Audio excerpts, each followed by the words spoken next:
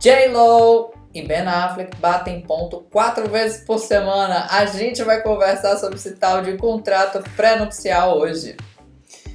J.Lo fez o pacto para não gelar o casamento dela. No mínimo 4 vezes por semana. Eles têm que comparecer. Muito bem-vindos, bem-vindas, bem-vindes ao Papo Jurídico, seu podcast jurídico diferente. Hoje nós vamos tratar sobre os pactos antenupciais, os contratos nupciais, pré-nupciais. E para isso estou aqui ladeado pelos meus queridíssimos amigos Mel Becker, Marcos Magalhães. E eu sou o Erickson Moraes. Vamos então a essa conversa super instigante, que é o pacto antenupcial. Oportuna, porque estamos solteiros. Estamos solteiros. e já estamos planejando o nosso pacto, porque depois que a gente leu os pactos, a gente ficou super interessado. Eu mesma fiquei. Mas a gente só sabe desses pactos porque Hollywood, né? Hollywood tem que vender Hollywood, estrelas. Então vamos lá. Hoje a gente vai falar sobre essa questão do pacto antenupcial ou pré-nupcial, porque recentemente saiu aí a notícia de que um casal famosíssimo, Jennifer Lopez e o bichelengo, como é o nome do bichelengo? Ben Affleck. Ben Affleck. Tem nome de remédio, né? Tem. A J.Lo e o Ben Affleck fizeram um pacto, casaram-se e fizeram um acordo pré-nupcial no qual estabeleceram, dentre outras coisas, a obrigatoriedade de ambos, entre eles, não é com coisa de gente de fora não, fazerem sexo no mínimo 4 vezes por semana. Aqui no Brasil isso seria questionável, né? Porque a gente está falando de autonomia dos corpos, autonomia da vontade, Dignidade liberdade sexual. Isso afronta a Constituição Federal. Aqui no Brasil, os pactos pré-nupciais eles podem ser feitos visando estabelecer regras mais específicas sobre o patrimônio do casal e também sobre regras de convivência, desde que elas não afrontem a Constituição e outras legislações específicas, né, que visam garantir o ordenamento jurídico brasileiro. E, enfim, essa questão do sexo, bater ponto, é questionável. A gente não conversou sobre isso, tá? Mas só Eu adoro quando você traz as coisas que a gente não são as coisas do Eu conversa. estou lembrando que a obrigação conjugal já foi muito discutida no direito, né? Inclusive motivo de... Sim, mas não quer dizer... Assim, ó, eu acho que bateu ponto uma vez, você cumpriu sua obrigação. Recentemente, inclusive, esta semana, foi na semana passada, um procurador da República declarou que a mulher teria obrigação sexual para com o marido, se não me falha a memória. Pelo amor de Deus. Inclusive- Ao longo da história era motivo, inclusive, para justificar e legitimar assim, o direito de quem estava se divorciando. A falta da prestação de deveres Exato. conjugais, inclusive o sexo era. Sim, Exato. e já foi motivo até de anulação de casamento por erro. Também. A pessoa não podia bater o ponto. Gente, aula de ED, né? É, Impotência fecunde. impotência. Procure saber. A Procure impotência. Sim. Tanto É. em ereção, a Anula o impotência casamento, mesmo, né? quanto a incapacidade de gerar De gerar filhos. que é fecunde. É, Outro nome. que é fecunde. Já deu muito. A coende de coito. Exatamente, Coende. coende, quando a pipa do vovô não sobe mais. Gente, lembro claramente dessa aula, que era uma zoada na sala de aula, todo mundo falando. IED ali, né? A galera, boa parte ali saindo da adolescência, do ensino médio, então início da faculdade é aquela zoação. Casamento, é importante a gente ter uma noção, assim, de não romantizar tanto assim o casamento. Casamento é um pacto, né? É um contrato. Às vezes com o diabo, inclusive. De risco. De risco altíssimo, em que as partes se comprometem a estar juntas. Tem várias regrinhas, né? Mas o pacto pré-nupcial, ele estabelece regras a mais. Então, assim, antes que as pessoas falem, nossa, mas já está antecipando, sei lá, o fim do matrimônio, né? Pro bem e pro mal, né? O que a gente precisa entender é que as coisas não são vitalícias, né? As coisas mudam. Então, Ou podem ser, mas não há um problema em planejar. sim. E talvez não, mas talvez tornar mais fácil, caso não dê certo. Não é uma aposta que não dê certo, Né? mas é se prevenir, né? Diante da possibilidade de não dar. Então você ter o pacto pré-nupcial, no caso do Brasil, são só os patrimoniais, né? No caso do Brasil, em regra, em tese, porque acabam fazendo tanta coisa, fazem contrato de namoro, contrato de convivência. Depois Cara, seguro de claro. bumbum, amigo. Tudo. Isso só Quem foi que botou o bumbum no seguro? Eu não Foi a Carla Pérez? Eu acho que foi. E eu nem tô criticando. Assim, uma mulher como a Carla Pérez, assim... Eu acho que é uma coisa da mulher até se empoderar mesmo. Ela sabe que ela tem lá o bumbum e tal. E, no caso dela... É instrumento o de corpo, trabalho, a né? dança e tudo. E eu não tô criticando mesmo, viu? Sim. De verdade. É uma figura, assim, que eu, até o afeto não me deixaria criticar nada nela, porque é uma... E de escola? A gente se divertiu muito, né? Sim. Jacaré, Carla, pô, são pessoas queridas.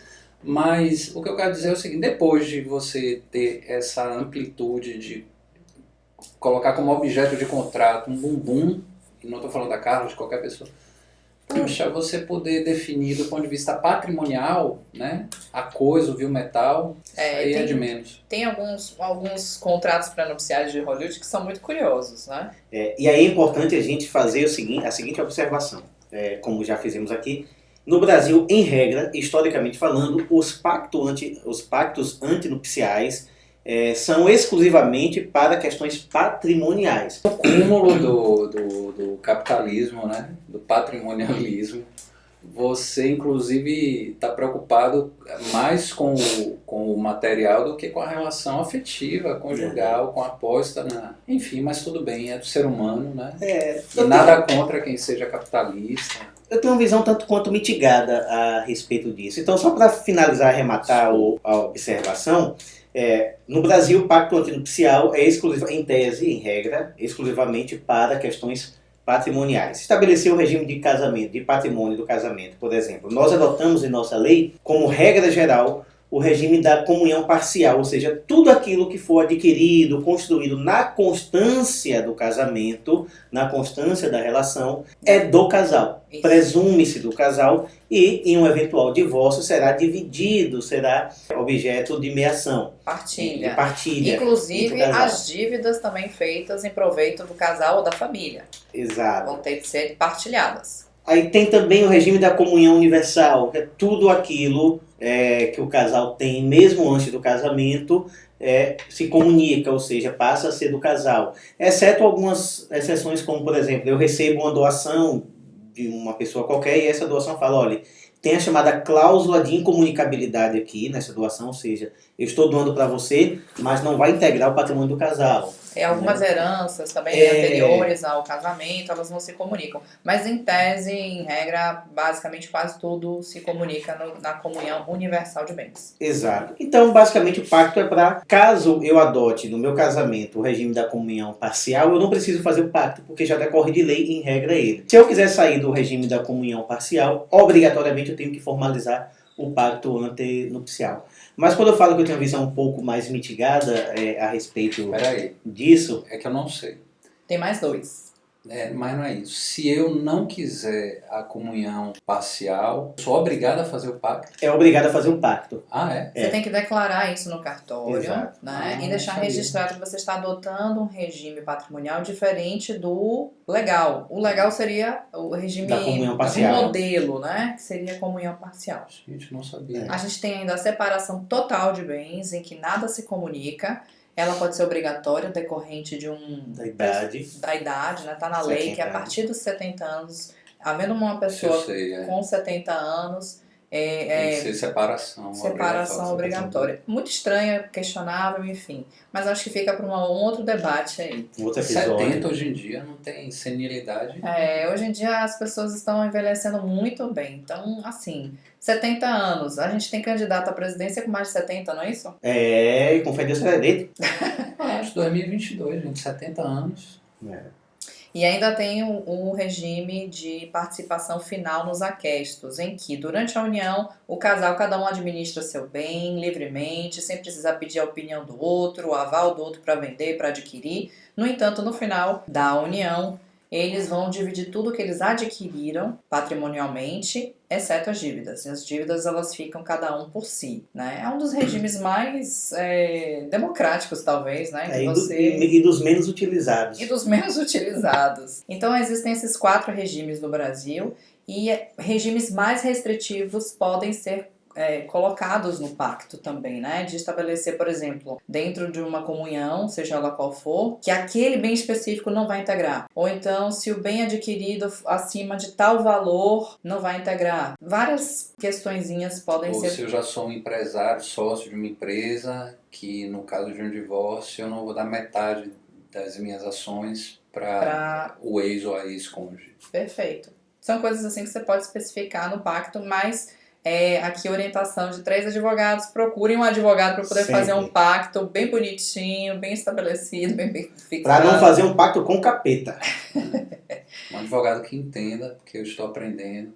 Então, tem algumas questões aí que Hollywood traz pra gente e que a gente começa a se questionar. Seria possível isso aqui no Brasil? Por exemplo, os hollywoodianos adoram a cláusula anti-traição, né? Traiu, paga a pessoa que foi traída um valor, uma quantia alta, né?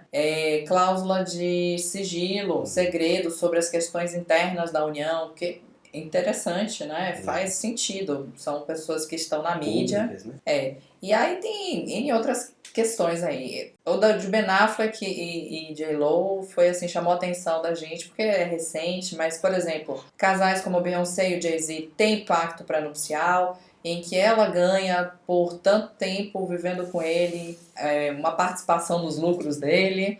E eles já estabeleceram guarda compartilhada para os filhos, caso eles se divorciem. Então, assim, são coisas muito interessantes. O que mais? Você se lembra de mais algum? Eu também não me lembro. Eu também não me lembro. São muitos pormenores, mas bem interessante. Coisas que aqui no Brasil não são usuais. A lei não trata, pelo menos de uma forma... Não trata, na verdade, né? Porque o pacto antinupcial tem um objetivo muito específico ali para a questão patrimonial. Tem entendimento, já tem gente defendendo que inclusive pode colocar regras de convivência. As tarefas de casa serão divididas. Hoje parece que os tribunais do Brasil estão aceitando mais regras de convivência que antigamente não aceitavam tanto, né? Exatamente. Teve o caso do Steven Spielberg, que ele próprio redigiu o contrato de convivência dele e aí previa uma determinada condição caso houvesse o divórcio. E a esposa dele alegou, achou pouco, parece o valor da indenização, e alegou que não estava representado por advogado, e aí ganhou um valor de 100 milhões. Nossa, mas peraí, Spielberg também escreveu o pacto pré-nupcial deles num guardanapo, gente. Foi no guardanapo? Foi no guardanapo.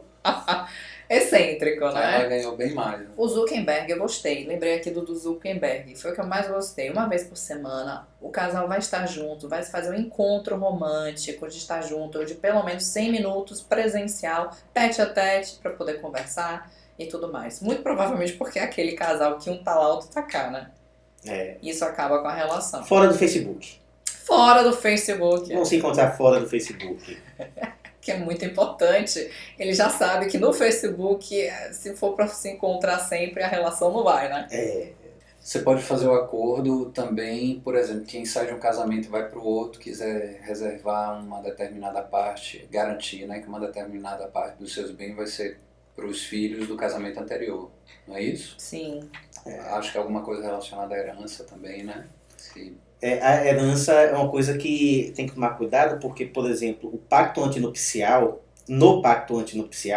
um noivo, né, porque é antenupcial porque é antes do casamento, então ainda não são marido e mulher, ou marido e marido, ou mulher e mulher, ou não são um casal, ainda casados formalmente falando. Então um não pode excluir o outro da sucessão, isso é importante que se diga. Então eu, por exemplo, já fui casado, no pacto antinupcial não podia ter excluído minha ex-esposa, né, minha então noiva, olha, se eu morrer antes dela, o que eu tenho ela não vai herdar. Mas então é importante que se diga, eu não posso excluir minha companheira, meu companheiro da minha sucessão. Eu morrendo, ele não pode estar excluído da herança. A gente viu outros exemplos de pacto antinupciais lá dos Estados Unidos que definiam, inclusive, assim, se um dos dois decidir que vai cuidar da família dentro de casa, trabalhar dentro de casa, que vai ter o mesmo padrão de vida caso ocorra o divórcio. Eu achei bem interessante esse, porque aqui no Brasil a gente vê que quem abdica de trabalhar fora, normalmente acaba sofrendo muito, né? E geralmente é a mulher, né? E geralmente a mulher, a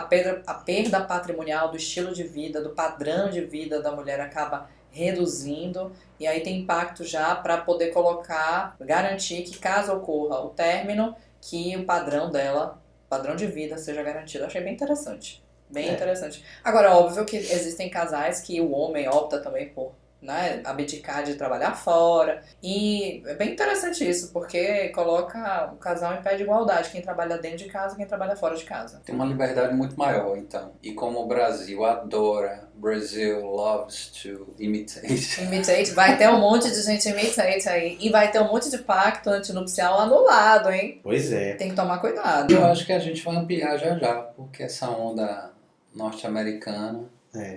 E já tem aqui, né? Pode ser pauta para um próximo episódio, inclusive, já a torta direito, contrato de namoro, contrato de convivência, para evitar que configure união estável. Lógico, não é um pré-nupcial, mas são contratos que têm uma finalidade semelhante também, para poder separar patrimônio, para dizer que não é união estável, que é apenas um namoro. E ficaram Enfim. muito famosos na pandemia, né? Porque casais se uniram, namorados, né? Para poder, dentro de casa, nesse período da pandemia. E é um dos critérios para caracterizar, né? A união estável. Então, eles fazem o pacto, o contrato de namoro, justamente para evitar que caracterize a união estável. Mas e aí, isso quebra o romantismo? Gente, olha, eu acho que, assim, quando você acerta, vamos nos unir. Ali naquele momento não tem romantismo. Casamento não é, assim, você pode falar que a celebração é romântica, mas casamento é contrato. Só é eterno enquanto dura. Eu ouvi uma vez de um professor, Matheus Carvalho, se não me engano, foi o professor, ele é administrativista, e ele dizia o seguinte, que a avó dele falava para ele que casamento é um barril, assim, desse tamanho, cheio. Aqui em cima tem 2 dedos de doce de leite e o resto é bosta. Tem que ter um olfato bom, um paladar bom para poder diferenciar. Eu não me arrisco no paladar, hein? Ou seja, ele queria dizer com isso, tome cuidado ao lamber o doce de leite, vá lambendo aos poucos, não vá lambendo muito. Brincadeiras à parte, eu já fui casado por alguns anos, me divorciei. Foi uma experiência incrível, muito boa, muito, muito boa mesmo. Ao contrário do que disse o professor, tinha mais de 2 dedos de doce de leite. Não é fácil, conviver não é fácil, com ninguém. Conviver com amigo, com família, com chefe, com subordinado, com colega, com vizinho.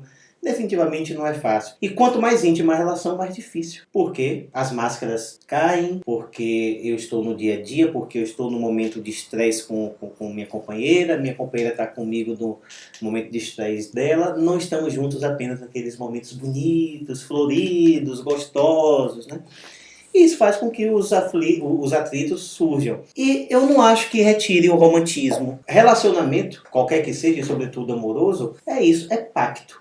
Eu faço o pacto de estar com a pessoa, de estar ao lado com a pessoa. Eu faço os meus pactos, os meus acordos com ela de fidelidade, se não for um relacionamento aberto, ou então, ainda que não de fidelidade, mas de lealdade, se for um relacionamento não monogâmico, beleza, a gente pode estar com outras pessoas, mas tem critérios também para isso, né? Então, o relacionamento é um amontoado de pactos, de acordos, né?